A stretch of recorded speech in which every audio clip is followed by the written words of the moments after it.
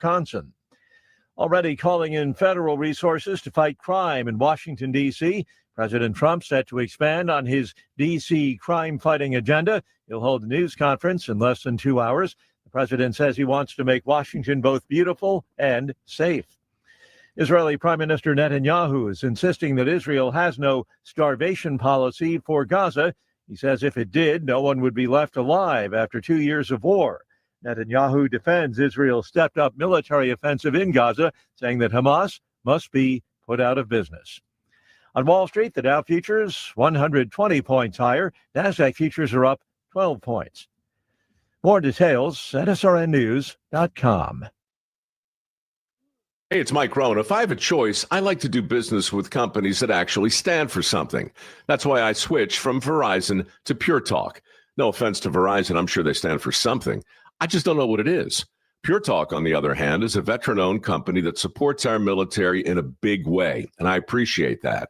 Yeah, I also appreciate unlimited talk and text and plenty of data for half the cost of the big guys, and I do like being on America's most dependable 5G network for just $20 a month. But what I really appreciate is no contract, no cancellation fees, and Pure Talk's commitment to handle all their customer service in this country.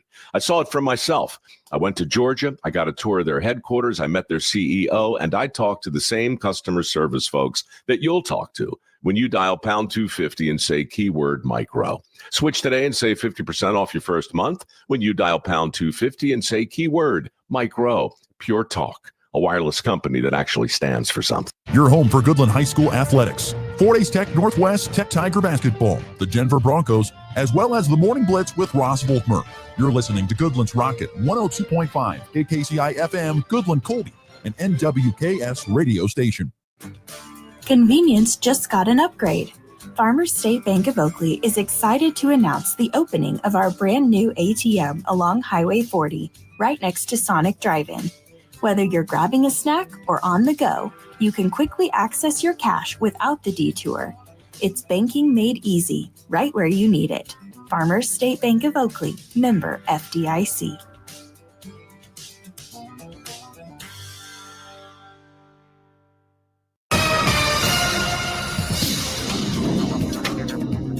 Today, morning clouds and fog will give way to partly cloudy afternoon skies and cooler temperatures with highs in the lower 80s and overnight lows around 60. Winds will generally be light from a northeast direction at 5 to 15 miles per hour. Isolated afternoon and evening storm chances will stay south and west along the Palmer Divide in Colorado and east of the area in Kansas. Tomorrow on Wednesday, storm tracks split to the north and south of the area as a trough exits to the northeast and a ridge builds out west, and winds return back to the southeast and become breezy on Wednesday at 15 to 25 miles per hour. Highs will climb back into the 90 to 95 degree range and lows in the lower 60s. Thursday and Friday, monsoonal flow and southwest high pressure will set up in the Rockies, keeping the storm chances to the west in Colorado, while the plains heats up into the mid-90s with humidity returning. This meteorologist Chris Stromick in the NWKS Radio Weather Center. There's a lot of excitement at this year's county fair. It's a great time to visit with family and friends. And make sure you take some extra time to view all the 4-H projects. Again this year, Farm Credit of Western Kansas will bring you all the results on this radio station from the 4-H livestock judging in our surrounding counties. The staff at Farm Credit would like to take this time to congratulate all 4-H members and recognize their hard work and pride they took in their projects. Farm Credit of Western Kansas. Looking for insurance that actually puts you first? At the insurance agency in downtown Goodland, we're independent, which means we work for you.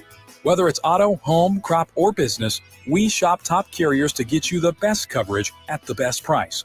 No pushy sales, just honest advice from people who live right here in your community.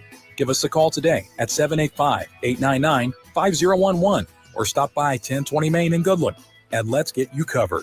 The insurance agency. Insurance the way it should be.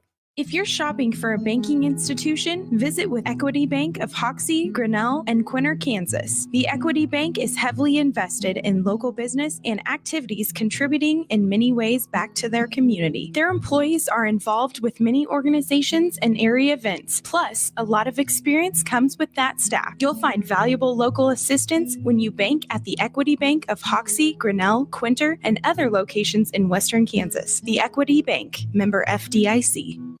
Summer's ending, school's here, and Hurl Chevrolet GMC in Goodland has the trucks to keep you moving. A 2025 Sierra 3500 Pro, $1,000 purchase allowance or 3.9% for 48 months. A 3500 Denali, $2,000 purchase allowance or 3.9%. Or Sierra 1500 over a $6,000 purchase allowance or 0% APR for 36 months. Make this school year the smoothest ride yet. Visit Hurl Chevrolet GMC in Goodland, Kansas, or shop online anytime at hurlchev.com. Summer is heating up, and Hoover Lumber Ace Hardware in Goodland and Colby has everything you need to make the most of it. Tame that lawn with top-notch weed and feed from Ultimate Fertilizer, and keep those bugs away with powerful pesticides. Plus, Ego mower blowers and trimmers to get that job done fast. Fire up some summer flavor with a Traeger grill or a Blackstone griddle, and if you're building a fence or even fixing a sprinkler, they've got the building materials and supplies to keep your projects moving. Hoover Lumber Ace Hardware, your summer project headquarters. At FNB Bank, we know family comes first. Whether you're opening a savings account for your kids, buying a new home, or planning for the future, we're here to help every step of the way. With personalized service and flexible options, we make banking easy for your growing family. FNB Bank, serving families, strengthening communities. Member FDIC, Equal Housing Lender. You ready? One, 2, 3, 4! It's time for the Morning Blitz with Ross Volkmer. There is a benefit to building a team and keeping it together for the length of time. But that does not happen anymore because of the portal and NIL and money. The High Plains only local sports talk show. And broadcast school has really paid off. Broadcasting live on Rocket 102.5 and streaming on YouTube, Facebook, and X. Who's got it better than that? Nobody! Covering it all from the preps. Lego Thorson in the corner for three. Good! To the pros. The 1-0 pitch. Fermin drives it into left center field. Game over. Freddie Fermin wins the marathon for the Royals. The Blitz is presented by Hurl Chevrolet GMC, Hoover Lumber Ace Hardware, and F&B Bank, along with the Insurance Agency, the Farmer State Bank in Oakley, the Cowboy Corner Express, and Equity Bank of Hoxie, Quinter, and Grinnell. Let's go to work. We're going to throw it on the right side on a fade, and the pass will be caught. Touchdown! Kansas City on an excellent fade, thrown to the right side. And it was rookie Jason Brownlee. There's a 1-2 pitch to Doyle and hits that deep to center. Going back is Thomas. Thomas still going back, and it's gone. It is gone to straightaway center field. That's a long home run for Brenton Doyle. And he hits it well to right field toward that short porch and just over the wall. And Vinny Pasquantino comes through for the Royals again in the later innings. Stidham takes the snap, drops. Loads it up, home run ball, one Sherfield down the sideline. Sherfield makes the catch! Touchdown, Denver! Oh, man, it sure is nice to have football back. I know it's preseason. Trust me, I get it. But, boy, it sure is nice to have football back in our lives. I probably didn't watch a ton of it this weekend. Was rather busy with lots of other things happening with family and things like that. But at the same time, it's great to know that football is on. I watched a little bit of like Bears, Dolphins on Sunday and, caught a lot of the highlights and stuff like that. Read up on some things as well, but it's just great to have football back. Something else to visit about here on the Morning Blitz. So that makes me very happy. But good Monday morning, everybody. It's August 11th. Glad you could join us here on the Morning Blitz, as always, broadcasting on Goodland's Rocket 102.5 and NWKSradio.net. We're also, of course, online on the Hurl Chevrolet GMC video stream. Good morning to you out there on YouTube, X, and Facebook. Appreciate you tuning in no matter which way you are doing so.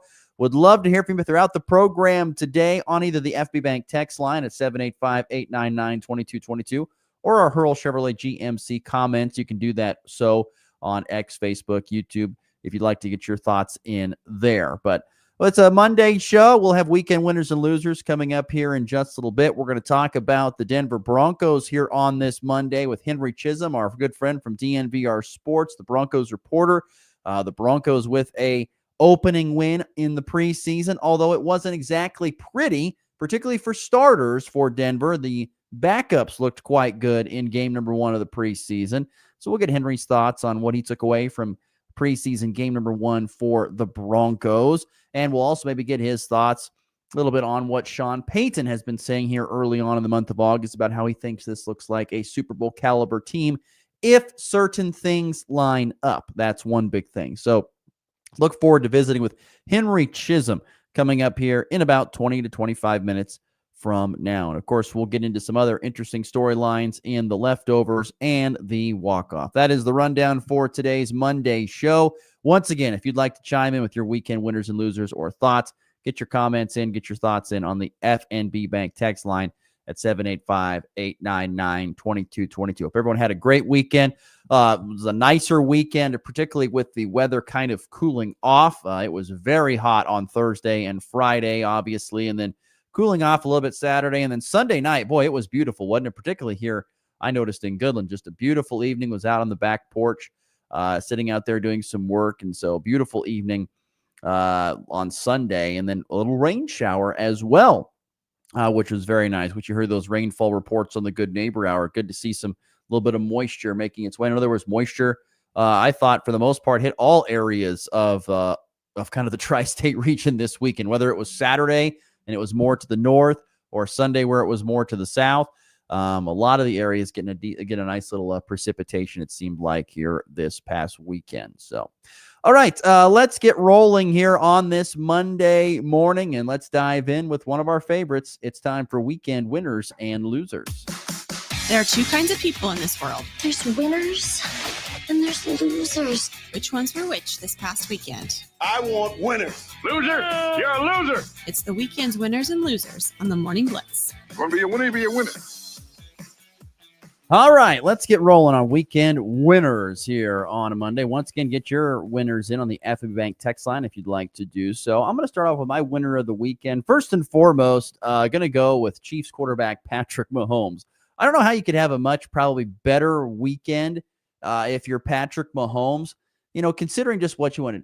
You wanted to kind of get your feet. Andy Reid always likes to get his guys in. There's only 3 preseason games. There used to be 4. Now there's 3. And so Andy Reid loves to get all of his starters in and play just a little bit there in the first preseason game. Doesn't have to be a lot. Well, Patrick Mahomes took advantage of a great situation against the Cardinals and what ended up being a 3-point loss for the Chiefs on Saturday night. Still, though, the game kicks off. The Cardinals return the opening kickoff, fumble, and then the Chiefs recover. And then one play, you have Patrick Mahomes with a 1-yard touchdown pass to an open Brownlee, Jaden Brownlee, I think they say is Jason Brownlee, for a touchdown. A 1-yard touchdown pass, 1-for-1 with a touchdown, a passer rating of 118.8, and you're done. Patrick Mahomes, a winner of the weekend. And so I don't know how you could be much better. You got your feet wet. You hit through one pass. It was a touchdown. I'm done. I'm going to go sip on some Gatorade and put my feet up, watch the rest of these guys duke it out for some spots on the team. I've already got my spot locked up. So it was a great weekend for Patrick Mahomes. 1 throw, a touchdown. That's efficiency right there.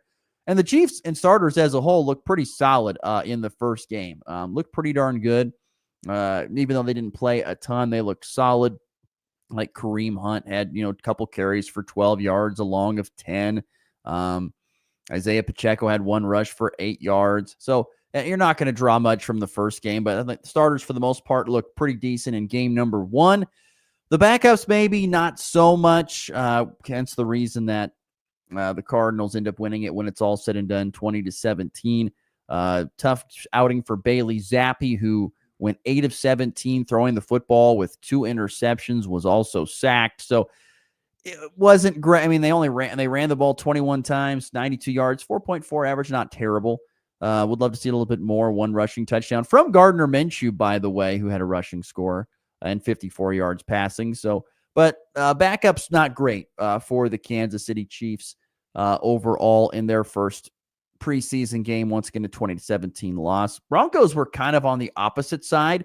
We'll dive more into that with Henry Chisholm, but starters looked bad. They did not look good. Bo Nix did not look good. The defense really didn't look that great for the Broncos in that first preseason game. And then the backups go out there and they actually look pretty good. I mean, Jared Stidham had a couple touchdown passes. So once again, it's a mixed bag in the preseason. You don't know. it's just almost like it's like spring training ball. You really can't put too much stock into it. Although once again, I would go back to my belief that if you look great in the preseason, you're probably going to stink it up in the regular season. That's more applied to baseball than it is to football, but especially game number 1, where guys you're just hoping to go out there, get a couple of good reps in, maybe break a little bit of a sweat, and then get the key guys out of the game, bring in the backup, see which guys are going to be good enough to make that team and tough enough to make the team, and avoid, more importantly, any type of really bad injuries. And that, unfortunately, did not happen to the Chiefs. Jalen Watson left with a concussion, and probably even bigger thing was safety Deion Bush suffered an Achilles injury in that loss as well. And so some depth in the secondary hurt there for the Chiefs in that game. And once again, that's what you want to avoid. And that's always the biggest thing about the preseason, is guys are putting their bodies on the line 17 games a year, and looks like it's going to go to 18 or maybe even more in the future. And then that also doesn't include the preseason, where you're putting your body on the line for at least probably a good half of football, maybe 3/4 when it's all combined and said and done. So almost, 19 to 20 games, you're putting your body, and that doesn't include the playoffs. So you're putting your body on the line. And so the biggest goal of the preseason is to get better while not putting more guys in the tub and being injured and on the sidelines in street clothes. So, but I thought a winner of the weekend was Patrick Mahomes. Thought he looked pretty darn good. Once again, I'm not saying he looked pretty good. I'm saying that it was good to be him, because he had 1 touchdown, 1 throw, 1 touchdown pass, and that was it. That's how you do it. Moving on weekend winners and losers here on this Monday, August 11th. Going to go with the Milwaukee Brewers as a winner of the weekend. And they've been kind of winners for the last couple of weeks, if you want to go back, since the second half of the season started. That's after the All-Star break, mind you. Milwaukee has lost just 4 games out of 21. They are 17-4 in Major League Baseball, are the Milwaukee Brewers. And if you want to go back the next 10-plus games before the All-Star break, so the last 31 games total, they are 25-6. 25-6 over their last 31 games in the year where baseball has probably seen the most parity it has seen in a very, very long time. We've seen the Dodgers get out to a hot start. They've kind of come back a little bit towards the field. The Yankees got off to a decent start. They're in the threat of possibly not making the playoffs. There's lots of teams in that spot. There's lots of teams in contention still to make it if they can get hot here at the end of the season in the final month and a half. There are plenty of teams still in position to have success if you are in Major League Baseball. The Brewers, though, are the best team in baseball based upon record, and they've done it because, once again, of their last 31 games, 25-6. They have not been impacted in any way, shape, or form. They are playing some really, really good baseball. And they have the Cubs, they've got the Reds, all those teams, and they played lots of other ones that are still vying for postseason spots, but they aren't doing anything. And once again, I go back to my thought. I remember when I made my preseason predictions for this year, and I said, what were my predictions for baseball this year? And I said, well, I think I'm going to have the Brewers win the Central. I'm feeling pretty good about that pick, but the reasoning for it was the fact that I said, the reason for that is because I believe that the spirit of Bob Uecker is alive and well, and that he is going to help power this team. And boy, I feel good about that too. You can't tell me. Not a lot of people had the Brewers pegged as being a team that was going to be the best team in baseball. There's only really one reason why that is. Bob Uecker. He's more powerful dead than he is alive, is Bob Uecker with the Milwaukee Brewers. Once again, an unbelievable second half of the season. Out of the last 21 games, they have only lost 4, and out of their last 31, they've only lost 6. That is an unbelievable stretch in Major League Baseball. Once again, in particular, in a year where there is such parity across the league. And then one more winner in baseball. Got to give a shout out to the big dumper, Cal Raleigh, the catcher for the Seattle Mariners, hit his 45th home run, yesterday, which does lead the major leagues now. He had a home run in every single game of their series this past weekend. he now ties the great Johnny Bench for second most home runs hit by a catcher in a single season in MLB history.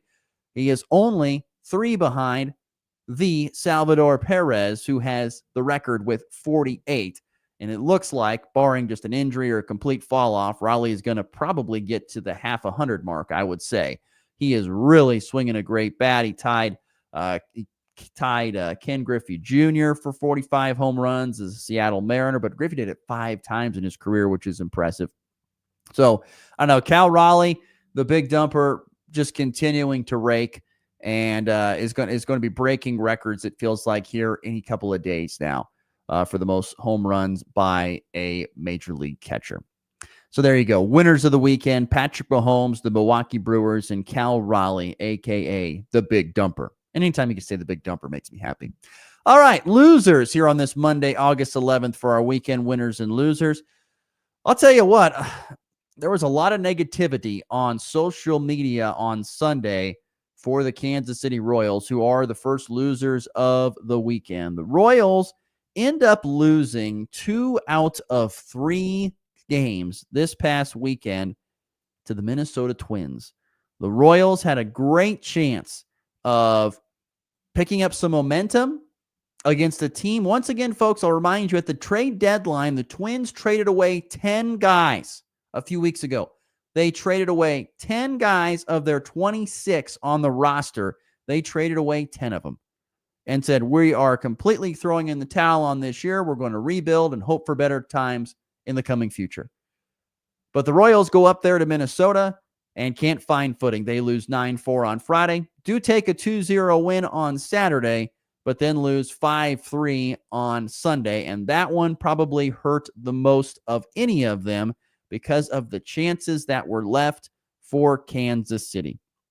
Kansas City out-hit Minnesota 9-7, but it matters most what, folks? When the runners are on base, when ducks are on the pond, that is when it matters the most, when you can put the ball in play. And the Royals went a whopping 1 for 15. 1 for 15 with runners in scoring position, and they left a unbelievable 15 guys on base. 15 guys were left on base for the Royals yesterday. You can't win any games when you do things like that. So once again, 1 for 5 with runners in scoring position and 15 guys left on base, and they lose 5-3 with a walk-off home run in the bottom of the 11th. I think his name is Kiskal. Kiskal had a 2-run bomb, and the Twins end up getting the win 5-3. And there was a ton of Royals fans, which, a lot of our frequent either listeners or guests on this show like the Kansas City Royals, and a lot of them were like, it's over. Well, this season is done. We are not making the postseason. Even though they're still just 4 games out of a wild card spot, they believe that the season is over for the Kansas City Royals. And like I said, it was a missed opportunity to go to Minnesota and not only just take this series, but to possibly sweep and get yourself possibly back above 500, and did not get that done.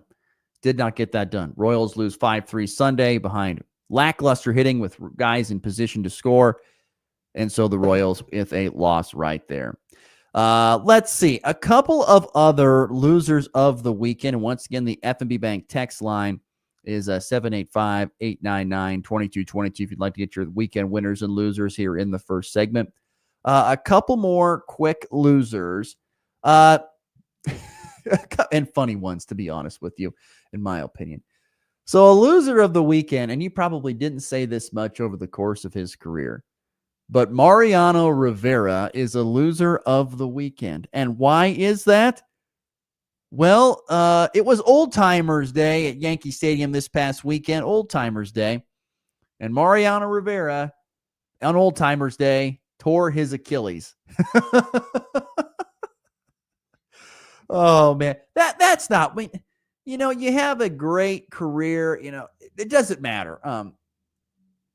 This can apply to all levels of sports, high school, all the way up to professional. If you were a great athlete, though, I would just think that the one thing that you don't want to do is injure yourself playing the sport that you used to master in an older day. I would just think you got to think Mariano Rivera is embarrassed, not only embarrassed, but also, in pain because of this. But you tear your Achilles at an old timers game, or once again, it's baseball old timers game. I mean, they used to have, I don't know if anybody goes back, but they used to have like old timer, like football games during the spring season, in college football.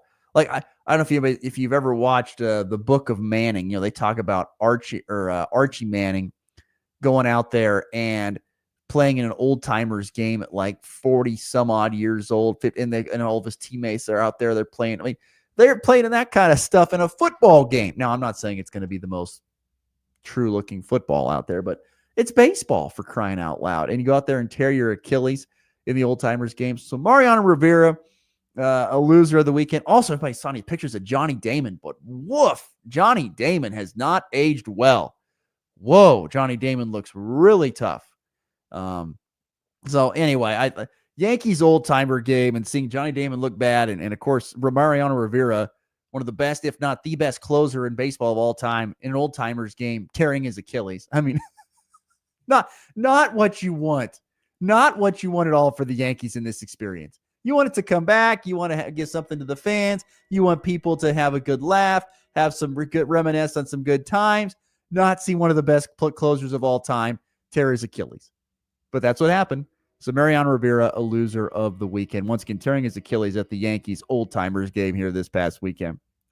And my final loser of the weekend is the mouth of the South, Paul Feinbaum. He had a quote this weekend. He was visiting on an interview, and he's just mad because, at least at this point in time, as we sit here right now, this could all change here in a couple of months. But as we sit here right now, the SEC is playing second fiddle to the Big Ten when it comes to college football power, because the Big Ten is the two-time reigning champion of college football. Whether it was Michigan 2 years ago or Ohio State last year, it is the Big Ten that won national championships, not the SEC.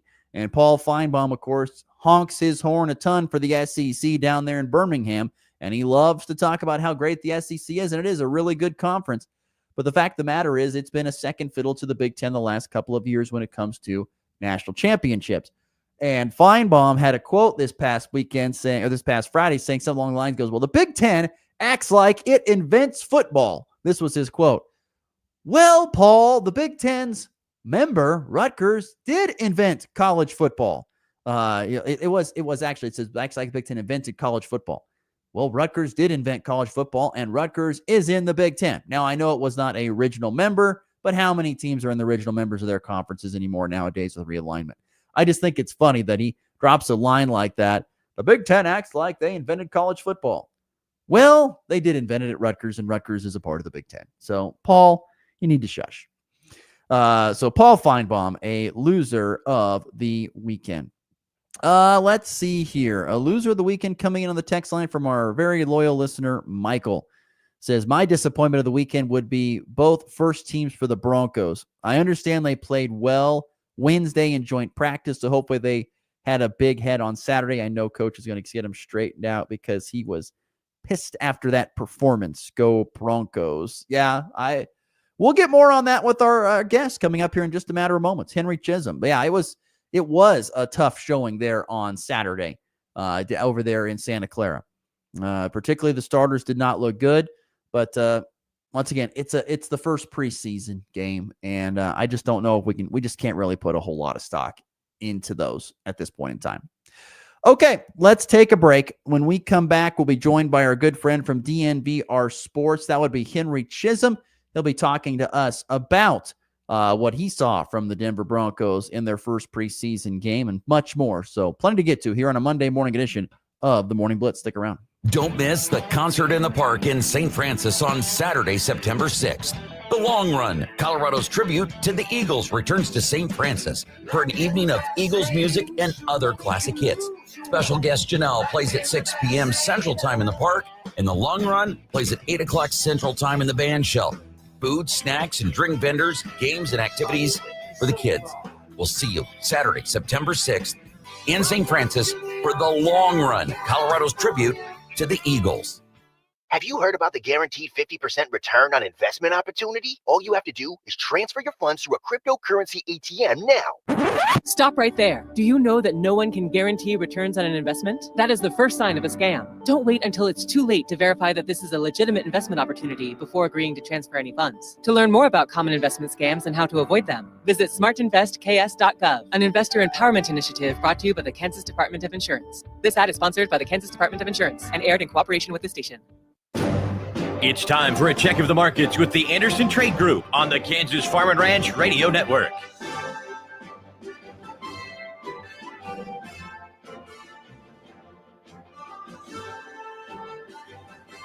Austin Wright with the Anderson Trade Group in your morning market update. It is August 11, 2025. September corn, 384.5. December corn, 407. March 26 corn, 424. KC Sep wheat, 515.5. December KC wheat, 535. March 26 KC wheat, 553. November soybeans, 1004 and a quarter. January soybeans, 1023. March 26 soybeans, 1038 and three quarters. Dow Jones futures are currently up 64 points at 44,342. S&P 500 futures are currently up 4 points at 6,417.75. NASDAQ futures are currently up 4.75 points at 23,718. Gold is currently down $80.10 at 3,411. Crude oil is currently up 35 cents at $64.23. For your grain marketing needs or more information on our freedom pricing tools, you can reach the Kansas City office, Jared Law, Tyler Ghosh, Tom Saludo at 913-748-3000. In Colorado, John Henke and John Stiles, 970-744-4484. The Anderson Trade Group, proud market partners with Kansas Farm and Ranch Radio. Find out more at andersongrain.com. The risk of loss through trading futures and or options is substantial, and each investor and or trader must consider whether this is a suitable investment. Past performance, whether actual or indicated, is not indicative of future results. The Anderson Trade Group has no guarantee that the advice given will result in profitable trades. Hey Max, you look sharp in that purple tie. Ready to harness the world as a guide dog? You bet, Daisy. And your purple service dog vest really pops against your shiny fur.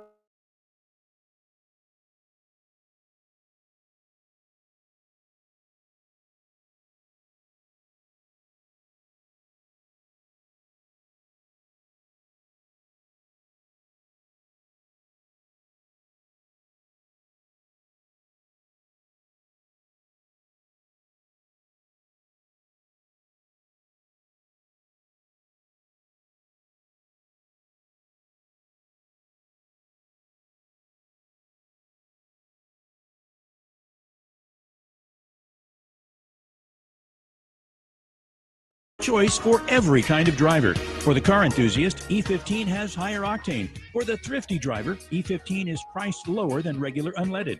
For the nature lover, E15 provides cleaner air. For the shopper who buys local, E15 has more ethanol from our Kansas corn farms. Choose E15 for a higher octane, lower price, and cleaner American fuel.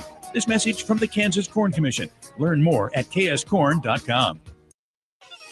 You're tuned in to the Morning Blitz. Great call. Love where your head's at. With Ross Volkmer.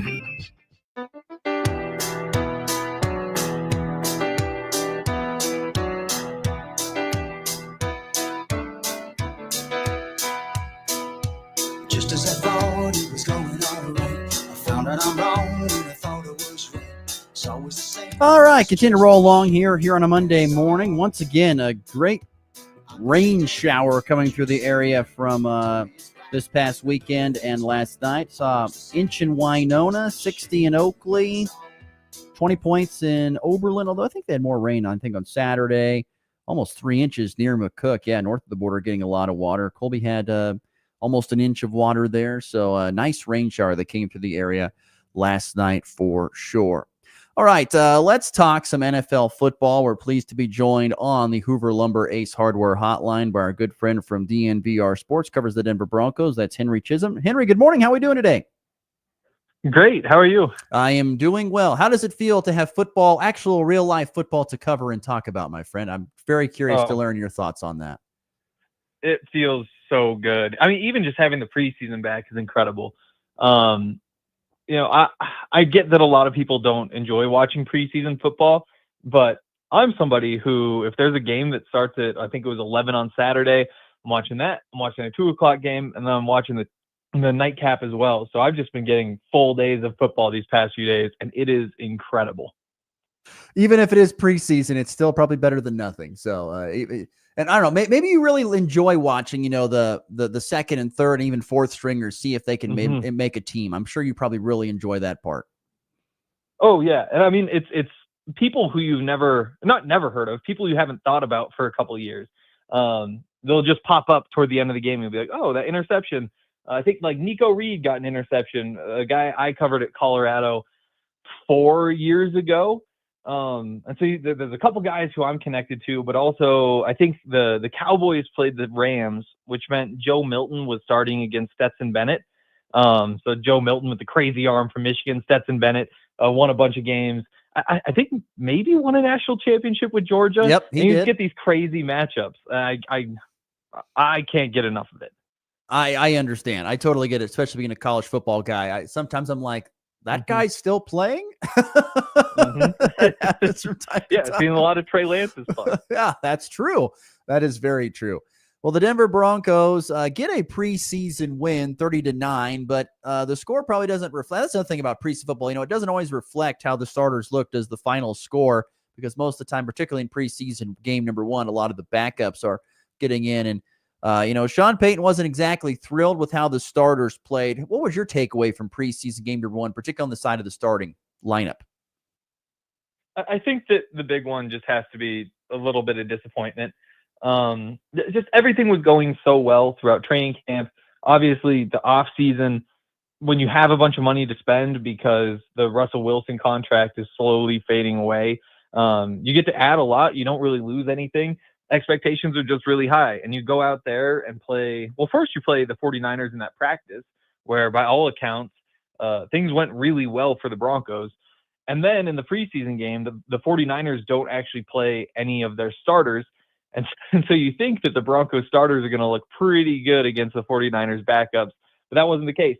I think the starting offense was in there for 3 drives, and when they left the game, they were down 9-3, which just isn't what you want to see. And I think if you had asked anybody before the game, what do you take away from preseason? They'd probably say not all that much. Like, you really shouldn't read too much into it. You really shouldn't overreact. If things go really well, it's not that big of a deal. If things don't go well, it's not that big of a deal. But then when the game actually happens and things don't go well, nobody can help themselves. It's just too easy to get disappointed in what you saw. Running game didn't look great. I think the safety that Bo Nix took was pretty ugly.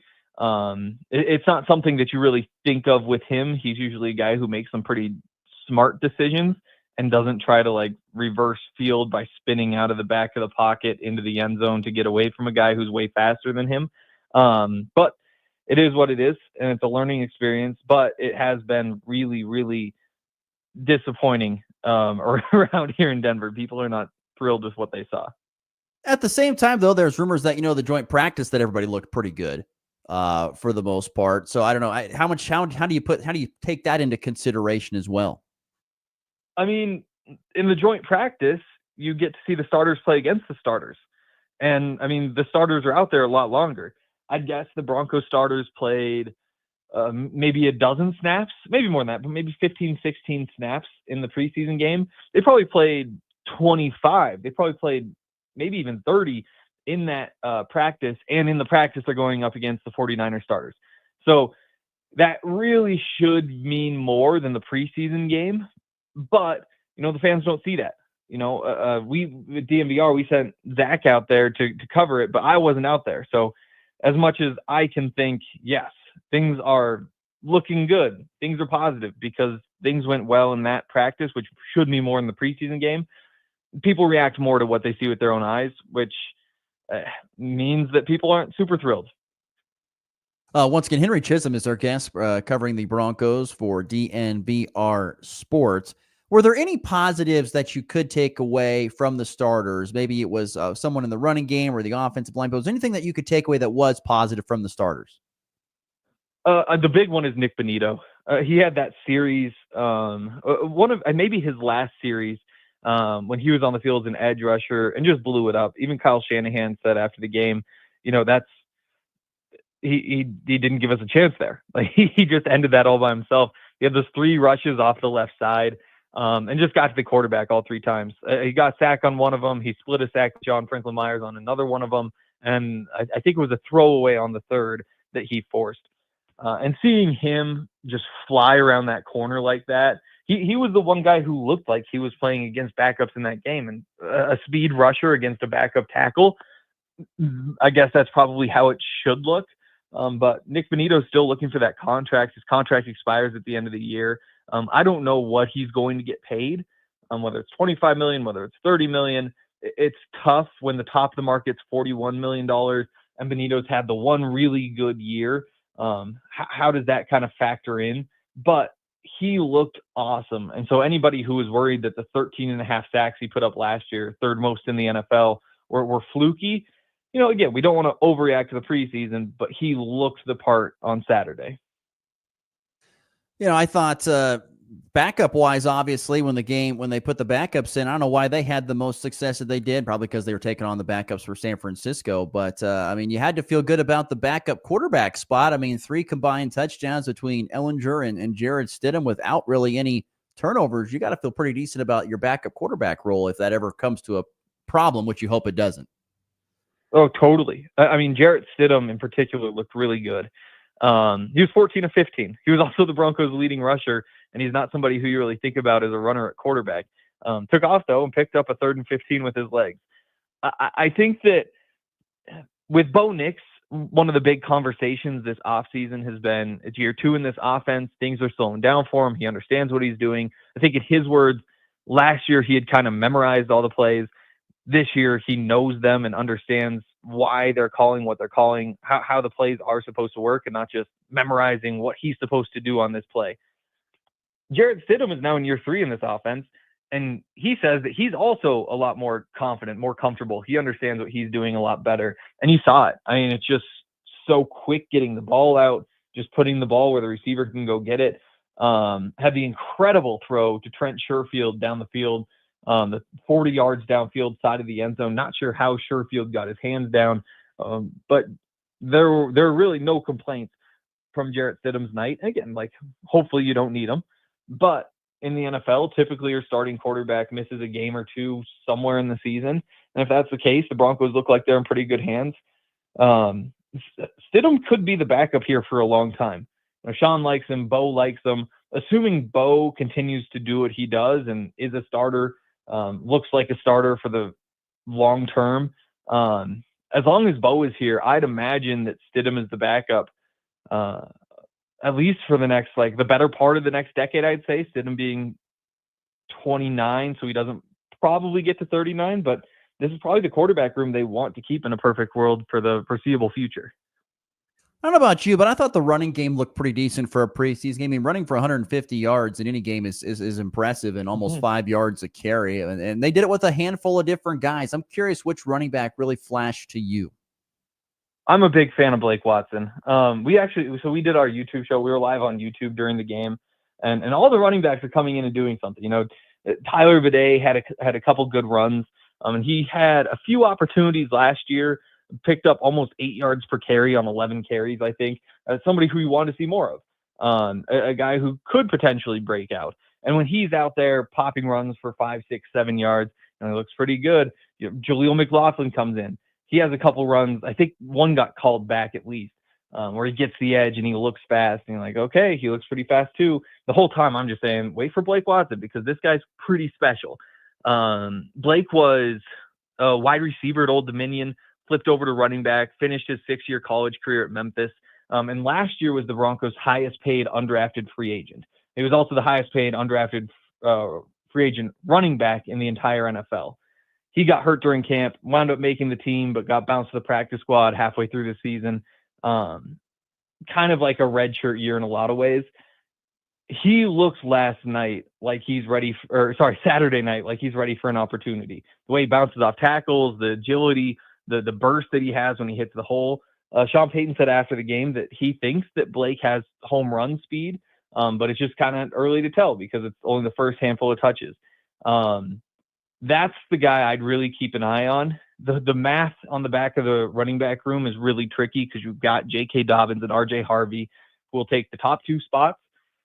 And then you've got 1, maybe 2 jobs open behind that. Jaleel McLaughlin has been an important part of this rushing attack for a couple years now. Audric Estime was a 5th-round pick last year. And then you get to the other guys that we just talked about. So I don't know how it all shakes out, but I really, really like the way that Blake Watson's been running. And, Tyler Badee is not far behind him. And when Jaleel looks good too. So I like where the Broncos are at with their 3rd running back spot. Even without knowing who's actually winning that job, it's those top 2 guys who just maybe want to see a touch more from to get just a little bit more excited about this running game. How exciting is the defense for you? I understand it's a preseason game, but man, with 3 interceptions, fumble recovery, to force that kind of turnovers, that's going to help you win a lot of football games, no matter who you are. And I'm just curious how the excitement of the total team defense is for you after just 1 preseason game. It's very exciting. I think, last year by just about any metric, that was a top 5 defense in the NFL. And then you don't really lose anybody. You lose Cody Barton, I guess, the linebacker, but you bring in Dre Greenlaw from the 49ers to replace him. Plus you get Alex Singleton back from injury after he only played 4 games at linebacker for you. So you just get to add guys on top of what you already had. And it was a young defense to start with. So I think people coming into this were really excited about this defense, thought there was a chance it's the best defense in the NFL. They didn't look awful in the preseason game, but when they give up that touchdown drive, it is a bit disappointing right out of the gates with, Mac Jones and the 49ers backups on the other side. They looked like they had him pretty much stopped. It was a 2nd and long when Jaquan McMillan gave up that slot fade down the field that got him across midfield. That one stung, and Jaquan got one of those interceptions later on that balanced things out a bit on his night. And then you got down to the 4th and 1 near the goal line where the Broncos defensive front was pushed back a bit. And I'm not sure, they didn't look like they were preparing for a QB sneak, which is interesting because you knew that was what was coming. They were a little bit light on the ball. I would have liked to have seen a 3rd defensive lineman kind of crouched in there, like that bear front where you got guys over the center and the guards. And I think in a regular season game, they probably do that. So I'm not sure if they haven't installed that package yet or what it may be. But there were just a couple of those little plays where you say, this isn't the group that we are hoping to see. There were also plenty of other plays, the run stuff in the backfield. Like I said, Nick Benito getting back there on 3 straight plays. There was enough there to say, like, these are the pieces that we wanted to see. Just the execution wasn't quite where you needed it to be able to shut out the 49ers backups, which again, even everybody there is getting paid. Everybody there is a pro. Expecting a shutout is generally a bad idea, even if it is only for 3 possessions. Probably overreacting. There's a lot to like about the Broncos defense. Well, once again, Henry Chisholm is our guest here, our good friend from DNVR Sports covering the Denver Broncos. We'll get you out of here on this, Henry. The comments leading into the first preseason game from Coach Sean Payton were pretty bold, talking about how he thinks this is a Super Bowl caliber team. He's been a part of them. He knows what they look like, and he thinks this could be one of those teams, particularly if a couple things come to fruition. What are your thoughts on the coach laying that out on the line here this early on in the season? I think it's good for the team. I think with a young team who mostly haven't been to, the late stages of the playoffs, there are a couple of exceptions, Dre Greenlaw, Tauno Funga, Mike McGlinchey, all with the 49ers when they went to their Super Bowls. I think it's good to kind of say that he thinks that that's possible. And what he said was, this is the 7th time, I believe, that he's had a team that he thinks can win a Super Bowl. And he said, some of those teams have made the playoffs, other teams have actually made the Super Bowl. But this is one of those teams that at the very least is capable of doing it if we handle our business. I think throwing that out there makes it okay to talk about, because every team in the NFL, what do they want to do? They want to win the Super Bowl. A lot of them realize that where they are right now makes it pretty tough. The Titans, for example, they can say that's the ultimate goal. They aren't necessarily thinking about that day in, day out, because they're just trying to get through this preseason, through this week 1. They're trying to just solve some problems and get some wins. To lay that out there and say, I think that this is possible, it's almost like giving permission to the team to be thinking about that, to say that this is our goal, because it's been kind of awkward. Even when guys sign contract extensions, Cortland Sutton saying, I want to win a Super Bowl here. Garrett Bowles, I want to win a Super Bowl here. There's a little hesitation to it just because they understand where the Broncos are and how far that can be from winning a Super Bowl, how tough it is to talk about that when it's so far away. For the coach to come out and say, hey, it's really not that far away. If things go our way, maybe we can get there this year. I think that it frees people up. It allows them to think big and hopefully fires them up a bit for this season. He once again is Henry Chisholm, Broncos reporter for DNVR Sports. Henry, thank you so much again for joining us. We look forward to seeing what the Broncos have in preseason games 2 and 3. We'll catch up soon. Yep, anytime. Once again, great stuff there. Henry Chisholm of DNVR Sports. Yeah, we'll see what happens here in the coming, I don't know, whatever you want to say, coming weeks on what happens with a few players here or there or what needs to happen. But I don't know. I mean, yeah, it's a 30-9 win, and but at the same time, there's really high expectations for Denver this year from fans and even the coaches and players that even though you win convincingly in a preseason game where a lot of the backups played and the first stringers didn't play great, they're looking for ways to get better. But I think you'd much rather be in this boat where you have a lot of bad things happen early. It's not bad things, but you have a lot of things where you need to improve upon and get it out early in the season, then get those things corrected so that when the real games start, you're ready to rock and roll. So I don't know. It's not a bad thing, I don't think. Okay, let's get to the break. When we come back, we will wrap up the show with the leftovers and the walk-off here on a Monday edition of the Morning Blitz. When severe weather strikes, you need to stay informed. At NWKS Radio, we break in anytime, anywhere, giving you the latest watches and warnings to protect your family. When severe weather breaks out, we break in. Severe weather coverage is brought to you by Roof Masters of Colby, Pathway Ag, and Andrew Flanagan of Farm Bureau Financial Services. NWKS Radio, your weather safety station. Are pests making your home or business uncomfortable? Call Pest Away in Goodland, Kansas, serving all of Northwest Kansas. They provide top-notch pest control services to keep your space safe and pest-free. From ants to rodents, termites to spiders, our expert team is here to help with effective, safe, and affordable pest control solutions. Don't wait. Call Pest Away today at 785-728-7166 for fast, reliable service. Your home or business deserves the best protection. Looking for insurance that actually puts you first? At the insurance agency in downtown Goodland, we're independent, which means we work for you. Whether it's auto, home, crop, or business, we shop top carriers to get you the best coverage at the best price. No pushy sales, just honest advice from people who live right here in your community. Give us a call today at 785-899-5011 or stop by 1020 Main in Goodland and let's get you covered. The Insurance Agency. Insurance the way it should be. This is Shane Holloran, principal at Goodland Junior Senior High School. We are looking forward to seeing students at our open house on the 19th of August and the first day of school on the 21st. And after that, our annual drink scrimmage will take place with all fall sports on August 27th, starting at 4 o'clock in the Max Jones Fieldhouse.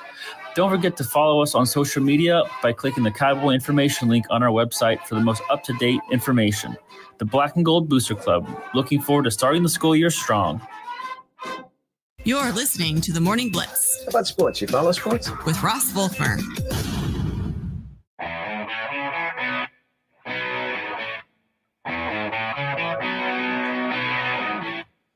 All right, we just got a couple minutes left to go, about 5.5, 6 minutes till the top of the hour. Get your final thoughts and comments in on the F&B Bank text line at 785-899-2222. Or, of course, on the Hurl Chevrolet GMC video stream if you'd like to do so as well. All right, let's see here. I want to get to the leftovers. The Rockies, who we haven't talked about yet here today. Rockies had themselves a typical Rocky weekend, I would say. They were swept by my Arizona Diamondbacks. They lose 6-1, 6-5 in come-from-behind fashion from Arizona, and then 13-6. They had a MLB record, did Arizona, a franchise record, 9 consecutive hits in an inning. For the Diamondbacks as they win 13-6. That now makes it 7 losses in a row for Colorado.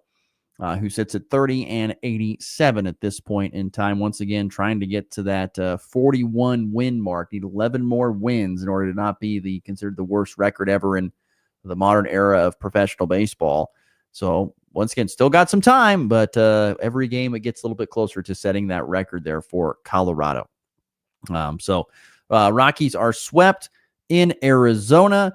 Some other things to hit on here real quickly. Oh, one more thing. One of the more interesting things I saw this weekend from preseason football had to be what happened down in Jacksonville. I don't know if anybody else saw this, but the Jacksonville Jaguars rookie kicker, I think he's a rookie, Cam Little, hit a 70-yard field goal in his preseason game. A 70-yard field goal. By the way, folks, that'd be 4 yards further than the current record of 66. That's hit in the regular season, that is. A 70-yard field goal was hit by Cam Little on what looked to be, once again, I didn't see it happen live, saw the highlights. It looked to be a little bit of a dreary kind of, it didn't look to be like ideal conditions. He just powered that thing through. 70-yard field goal. I mean, we know now, I think everybody knew in the day and age with more technology and training that this is going to become a possibility. We've been stuck kind of in the 60s for a very long time. A 70-yard field goal is now possible thanks to Cam Little. We'll see if it happens in a regular season game. That'd be nuts. Certainly more pressure in the regular season, but a 70-yard field goal in a preseason game is just crazy. Crazy to think about. Gosh, that's a long ways. To get the protect, and once again, if you're a defensive special teams unit there, you're not going to charge after the kicker on a preseason game. You don't care. More than likely in a regular season game, you're going to go after that thing more than likely. And the trajectory is going to have to be low enough to where, if you get your hands up in the right spot, it's going to have to go through a window perfectly, get a little bit lucky there. But still, though, 70-yard field goal, that's something. That is a long, long ways. Okay, let's get to the walk-off.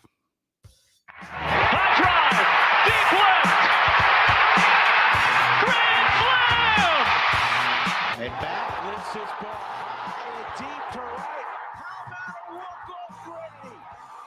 Thomas to the 10. Gilbert's going on to New England. They win it on the first play of overtime. Mahomes flings it. It's there. Hardman. Jackpot. Kansas City. That's thank you, Michael, for that text message. He goes, he was getting tested the next morning, right? Possibly, Michael. In the walk-off, we talked about it, last week about how Shedeur Sanders getting the start in the first Browns preseason game. I think it was on Fridays when this happened, but and I said, they're kind of setting him up to fail because he really, from all reports, he really hadn't got that many reps. He had kind of been the fourth string guy when it came to reps, and that's hard to get ready. Shedeur goes out there and actually looks pretty darn good in the preseason game. I get it. It's against the Carolina Panthers. I understand that, but he looked good. 14 of 23, 138 yards, 2 touchdowns. He had a scramble play, took off and got down, picking up a 10-plus yards. That was impressive. He looked good. Here's the thing. If Shedeur can put his ego away and the Cleveland Browns can maybe put their ego away and they can come together, they might have something here. They might. There's no doubt that he is an unbelievable thrower of the football. He's got great touch. He can throw it deep. He can rocket it in there. He's got great touch. And a great passer of the football. He's got a little bit of athleticism we saw. That could be a winning formula for Cleveland, possibly. Once again, he's fourth, fifth string, but he looked good, and I'm very intrigued to see what he looks like in the coming days, in the coming weeks. Because I don't see, does Kenny Pickett, does Joe Flacco, does any of those other guys just say, well, you're not beating me out? No. Dylan Gabriel, who's hurt, can't make the club if you're in the tub. We'll see. I don't know. Shedeur looked good in his season debut. I'll give the man credit. All right, that'll do it for our program today. Thanks to Henry Chisholm. Thanks to you for tuning in as well. We'll see you back here again tomorrow in 23 hours. It's been the Blitz. Classic rock plays here. This is Rocket 102.5.